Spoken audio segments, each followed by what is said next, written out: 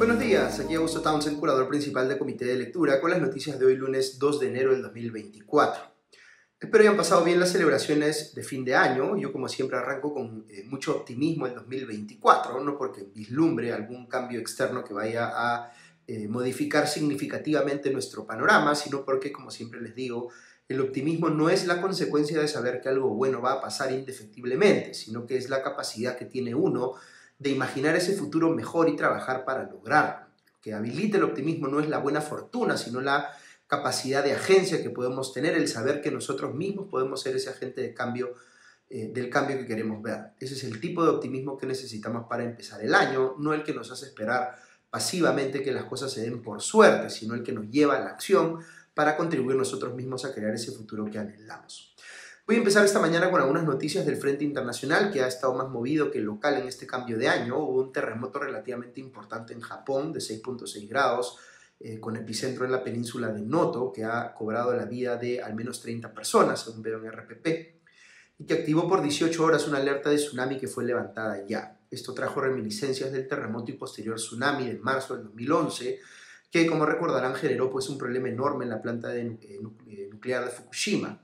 El sismo aquella vez fue de mayor intensidad, cerca de 9 grados. Hay que recordar aquí que la escala que mide los sismos no es lineal, sino logarítmica, es decir, que crece exponencialmente. Por tanto, la diferencia de un sismo de 7 y uno de 9 grados es muchísimo mayor que la diferencia entre uno de 5 y uno de 7.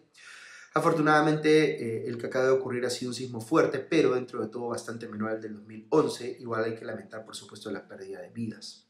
Otra noticia que sí me ha dejado muy asombrado es que en Corea del Sur, Lee Jae-myung, el líder del Partido Democrático, que es actualmente la oposición al gobierno, fue apuñalado en un evento mientras participaba una ceremonia previa a la construcción de un nuevo aeropuerto en la ciudad de Busan. El atacante fue inmediatamente apresado y Lee fue llevado de emergencia al hospital más cercano con pronóstico reservado. No se conocen los motivos del ataque. El presidente surcoreano Yoon Suk Yeol condenó inmediatamente lo acontecido y exigió que se investigue a fondo, según leo en El Comercio. Ha habido, por otro lado, mucha conmoción por la muerte del actor Lee Sung-kyun, recordado por el papel que protagonizó la película ganadora del Oscar Parásitos en un incidente aparentemente relacionado a consumo de drogas. Corea del Sur tiene una regulación muy estricta respecto del consumo de drogas y Lee estaba siendo investigado por esto, lo que ha llevado pues, a algunos a pensar que podría haber decidido él mismo quitarse la vida debido al escándalo asociado. Yo considero, por supuesto, que el consumo de drogas es un problema muy grande a nivel mundial, que genera además una situación de criminalidad en los países productores como el Perú, pero creo que el exceso de penalización y la estigmatización de los adictos tampoco ayuda mucho. Las sociedades deben enfrentar pues, el problema del consumo desde la empatía con, antes que desde el desprecio hacia quienes tienen problemas de adicción. Y la tercera noticia internacional que quería mencionarles es que la Corte Suprema de Israel acaba de tirarse abajo, según leo en la BBC, la propuesta de reforma judicial que había presentado el gobierno de Benjamin Netanyahu y que buscaba debilitar el control que puede hacer el Poder Judicial israelí de los actos del Poder Ejecutivo. Distinto a la gran mayoría de países del Medio Oriente, Israel se considera una democracia, pero esta reforma impulsada por Netanyahu iba claramente en sentido de vulnerar el principio de separación de poderes y, a mi criterio, ha hecho bien la Corte Suprema israelí en revocarla. Recordemos que antes de los ataques terroristas de Hamas de octubre del año pasado, ya había en Israel protestas masivas contra el gobierno de Netanyahu por este tema. Voy a conectar esta noticia con una propuesta que se ha hecho en el Congreso peruano, cuyo autor es el parlamentario Roberto Quiabra de Alianza para el Progreso. Lo que está planteando Quiabra es una reforma constitucional para que no sea la Junta Nacional de Justicia, sino el Congreso el que pueda destituir a jueces y fiscales. Esto, debo decir, es muy descabellado. Significaría pues ir en contra de nuestro diseño constitucional que busca deliberadamente poner la responsabilidad del nombramiento, evaluación y eventual sanción de los jueces y fiscales en un organismo constitucionalmente autónomo como la Junta Nacional de Justicia, para evitar justamente que estas decisiones se tomen sobre la base de criterios político-partidarios. El Congreso sí participa de forma indirecta en esto, porque es dicho poder del Estado el que nombra a los miembros de la Junta Nacional de Justicia y los puede destituir si incurren en falta grave. Pero el día a día de la evaluación y eventual sanción de los jueces y fiscales la realiza pues este organismo constitucionalmente autónomo, que es la Junta Nacional de Justicia, en base a criterios que deben ser estrictamente técnicos y no políticos, porque es así como se asegura pues independencia funcional de los jueces y fiscales. Si se pone en manos del Congreso la posibilidad de destituir a cualquier juez o fiscal en cualquier momento, básicamente estaríamos asumiendo que no queremos que exista autonomía e independencia de los operadores de justicia y queremos más bien que sean controlados por el poder político de turno en el Congreso. De todas las iniciativas cuestionables que aparecen pues con cierta frecuencia en el Congreso de la República, yo les diría que esta es una de las más peligrosas. Ok, menciono unas noticias más del Frente Judicial antes de entrar a la reflexión del día. Bien a inicios de este nuevo año, el 9 de enero, concretamente la Sala Penal Permanente de la Corte Suprema va a tener que resolver una apelación presentada por Kenji Fujimori en el caso de la compra de votos por parte del gobierno de Pedro Pablo Kuczynski, en el que se le impuso a Kenji Fujimori una sentencia en primera instancia de 4 años y 6 meses por el delito de tráfico de influencias. Este es el caso en el que Fujimori supuestamente intercambió votos en el Congreso por el indulto presidencial de Kuczynski a su padre, Alberto Fujimori. La Fiscalía, por su parte, ha pedido aumentar la pena a 6 años y 6 meses, tanto para Fujimori como para el excongresista Guillermo Bocángel, y a 6 años para el excongresista Bienvenido Ramírez, todos miembros del grupo parlamentario conocido en aquel momento como los Avengers. El resultado de esta apelación, si es desfavorable para Kenji Fujimori, podría ser que esta sanción que se le ha impuesto ahora sí se convierta en cárcel efectiva. La República, en tanto, advierte que Alejandro Toledo será probablemente el primer presidente en recibir una condena judicial en el marco del caso Lava Jato este año. Por otro lado, veo esta mañana en una nota en El Comercio que tiene testimonios de familiares de los policías que fueron asesinados en el llamado Andahuaylazo, la asonada contra el gobierno de Toledo, justamente que protagonizó Antauro Humala hace 19 años y por la cual fue condenado por homicidio, secuestro y rebelión. Pues bien, los deudos reclaman que Humala esté ahora en libertad sin haber pagado el íntegro de la reparación civil que se le impuso. Él tiene que pagar poco más de 1 millón de soles a los herederos legales de los policías fallecidos y no lo ha hecho, no ha pagado, hasta donde tengo entendido, ni un sol.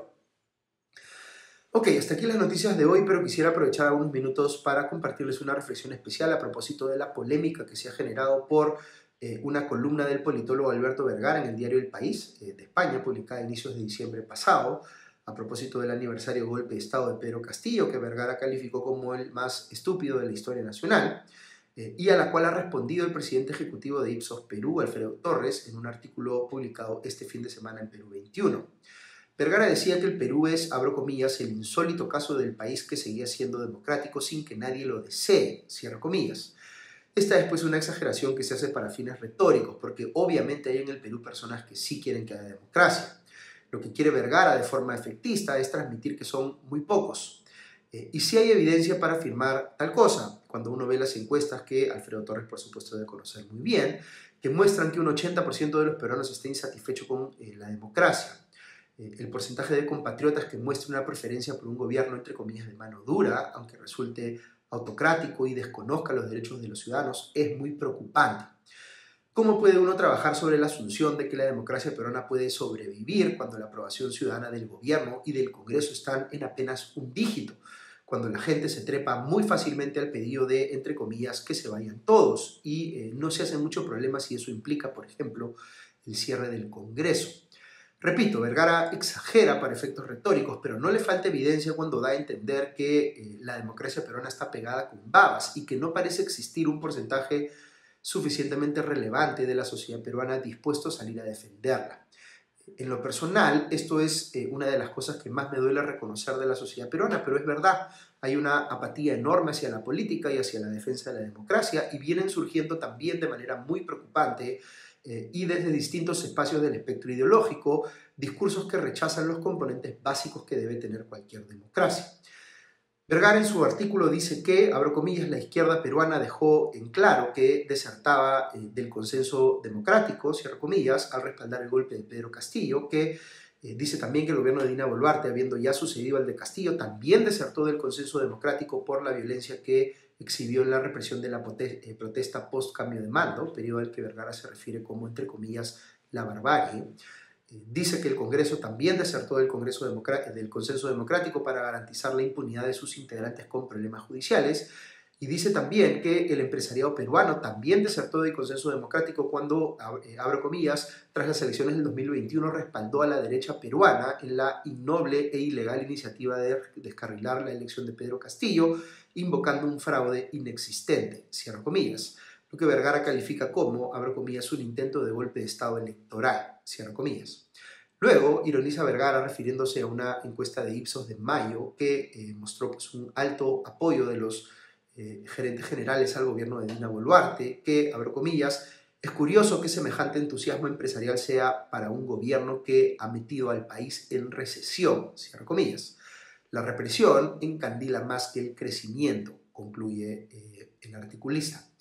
Alfredo Torres, en su artículo de este último fin de semana de Perú 21, rechaza más bien lo dicho por Vergara respecto del empresariado peruano, califica de injustas sus aseveraciones y afirma que los empresarios no quieren, entre comillas, desertar de la nación, como señala Vergara, sino al contrario, quieren seguir haciendo negocios y generando empleo aquí en el país.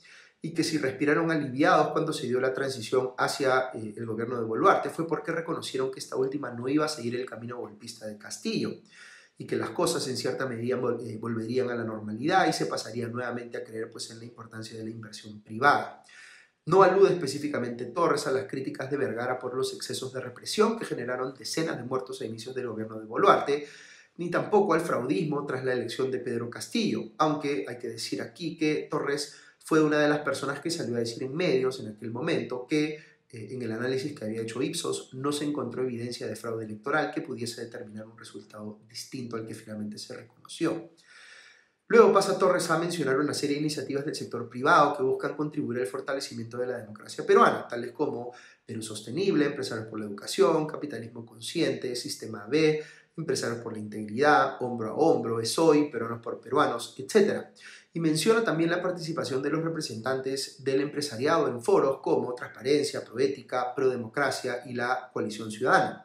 Luego menciona el trabajo de IPAI, de la Cámara de Comercio de Lima, en plantear propuestas de reformas o los aportes que hacen los think tanks o empresas como el IPE, Redes, el Consejo Privado de la Competitividad y Apoyo Consultoría.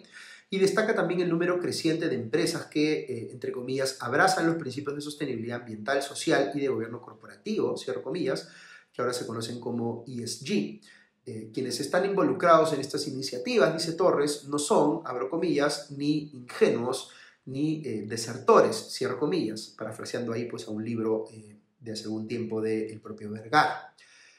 Yo me doy por aludido respecto de este último comentario porque he sido impulsor, he participado en los consejos directivos y sigo participando en algunas de las instituciones que cita Torres, como Sistema B Perú. Y de hecho me siento muy honrado y satisfecho de poder hacerlo porque buena parte de estas iniciativas y otras que yo mencionaría, como Aloxi o Punan, hacen cosas extraordinarias y las necesitamos. Yo mismo estuve involucrado en impulsar la agenda de fortalecimiento democrático relacionada al Objetivo de Desarrollo Sostenible número 16 de las Naciones Unidas, en las mesas de diálogo de Perú Sostenible, y he trabajado directamente en desarrollar estrategias de sostenibilidad para empresas en distintos rubros. Como ustedes saben, yo veo a la empresa privada como el agente de cambio que más impacto positivo agregado puede generar en una sociedad, así que voy a coincidir aquí con Alfredo en que hay gente extraordinaria impulsando desde el empresariado peruano iniciativas muy valiosas para fortalecer y defender nuestra democracia. Ahora bien, fíjense lo que les voy a decir aquí porque es bien relevante. Uno puede reconocer todo lo bueno que generan esas iniciativas mencionadas y destacar en particular la labor de aquellas personas en el sector privado que las lideran o las impulsan, y al mismo tiempo reconocer que el sector empresarial peruano tiene un problema de insuficiencia de valores democráticos. No porque sea un outlier respecto de otros sectores de la sociedad, sino precisamente porque opera dentro de una misma cultura en la cual los valores democráticos no son prevalentes. El empresario o el ejecutivo promedio no está tan lejos pues, del ciudadano promedio en ese sentido. La diferencia, por supuesto, está en la capacidad de influir que tienen quienes ejercen roles de liderazgo en el sector empresarial por el poder asociado a esos cargos. Es decir, los líderes empresariales pueden ser eso, líderes, y luchar contra los valores antidemocráticos que prevalecen en nuestra sociedad, o pueden más bien retroalimentarlos. Fíjense, les voy a mencionar 5 características para mí, que para mí son vitales para decir que hay democracia en un país. 1, que haya elecciones libres, universales y periódicas. 2, que haya separación de poderes. 3, que haya Estado de Derecho. 4, que haya protección de los derechos fundamentales y 5, que haya pluralismo político. Un empresario o cualquier persona que respalda los resultados electorales cuando gana el candidato que le gusta, pero más bien reclama fraude sin pruebas cuando gana el candidato que no le gusta, no está exhibiendo pues valores democráticos. Un empresario o cualquier persona que no encuentra problema en que un poder del Estado como el legislativo capture organismos constitucionalmente autónomos como la Junta Nacional de Justicia o la Defensoría del Pueblo, y que dice que no hay violación al principio de separación de poderes porque la Junta y la Defensoría, entre comillas, no son poderes del Estado, pues está mostrando desconocimiento de cómo funciona nuestra democracia y su sistema de pesos y contrapesos constitucionales. Un empresario o cualquier persona que respalda la propuesta de reforma de Roberto Quiabra, que les mencioné ahora más temprano, que busca que el Congreso destituya a los jueces y fiscales, no ha comprendido pues a cabalidad el concepto de autonomía de los operadores de justicia.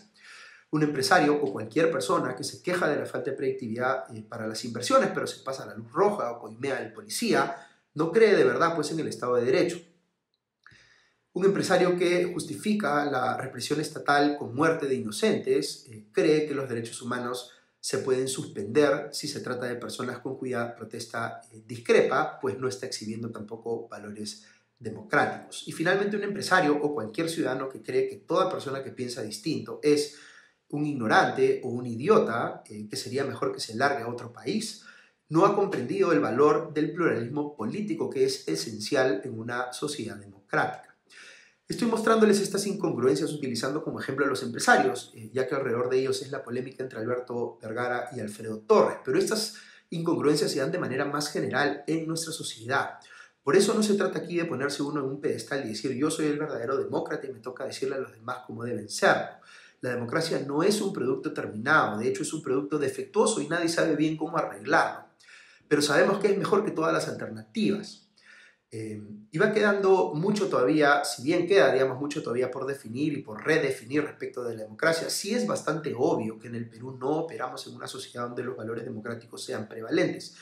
Y no discutimos sobre esto, no discutimos sobre por qué sí hay que defender la democracia. En el empresariado peruano hay quienes creen que uno puede defender la economía de mercado, por ejemplo, sin defender necesariamente la democracia, cuando estas son, a mi criterio, dos caras de una misma moneda. Personas que creen que todavía se puede ganar dinero indefinidamente con la lógica del piloto automático y las cuerdas separadas, pensando que economía y política no tienen vinculación alguna. No se entiende pues a cabalidad que la única manera de hacer sostenible a la economía de mercado es que opere dentro de un sistema político que sea genuinamente democrático y que la gente lo entienda y lo valore así. Por tanto, las iniciativas de impacto que se puedan hacer y que Alfredo Torres mencionaba en su artículo son todas muy valiosas, pero caen en saco roto si no logran hacer que el país tenga de verdad pues, elecciones libres, universales y periódicas, que se asegure la separación de poderes, el Estado de Derecho, el respeto a los derechos fundamentales y que aprendamos a convivir pacíficamente en sociedad con personas que piensan distinto que nosotros. Necesitamos inculcar y vivir valores democráticos en nuestras casas, en los colegios de nuestros hijos, en los espacios en los que interactuamos socialmente, donde a veces preferimos más bien quedarnos callados, en nuestros lugares de trabajo. No se trata, como les digo, o al menos no desde mi óptica, de solo apuntar el dedo acusador y mostrar pues la ausencia de valores de los demás. Se trata de entender que ese es un problema de todos, que tenemos que trabajar juntos en fortalecer esos valores democráticos, en discutir lo que implican, en ir haciendo que cambien las cosas en los espacios en los que estamos, donde tenemos capacidad de agencia, para que desde ahí vayamos contribuyendo a que cambien a nivel nacional. Yo siempre les digo que los empresarios y los ejecutivos tienen un rol importantísimo que cumplir en ese sentido, y no lo digo porque quiera individualizarlos como si fueran infractores en mayor grado que el resto de la ciudadanía. Ya les he dicho que no es así. Lo digo más bien porque sé que tienen los recursos y la capacidad de impacto para contribuir significativamente a que esto cambie. No me interesa pues quedarme en el reclamo, me interesa movilizarlos a la acción, como ya se han movilizado quienes están en esas iniciativas antes mencionadas. Pero falta muchísimo por hacer y debemos empezar cuando menos por reconocer, y aquí es donde difiero principalmente con Alfredo, a quien por supuesto aprecio mucho, pero estoy en discrepancia con él en este punto, porque digamos, no creo que estemos ni de cerca en un estadio en el que debamos congratularnos entre nosotros y aplaudirnos por lo ya realizado. Estamos en debe. Lo que ya hemos hecho necesitamos multiplicarlo por 10 o por 100. ¿Cómo lo hacemos? Esa es pues la discusión que deberíamos estar teniendo. Así que nada, esa es la reflexión y las noticias para empezar bien la semana y con optimismo sobre todo para encarar el 2024, pero hay muchísimo que podríamos hacer este año por asegurar que el país sea uno más democrático. Que estén bien, ya nos escuchamos pronto. Adiós.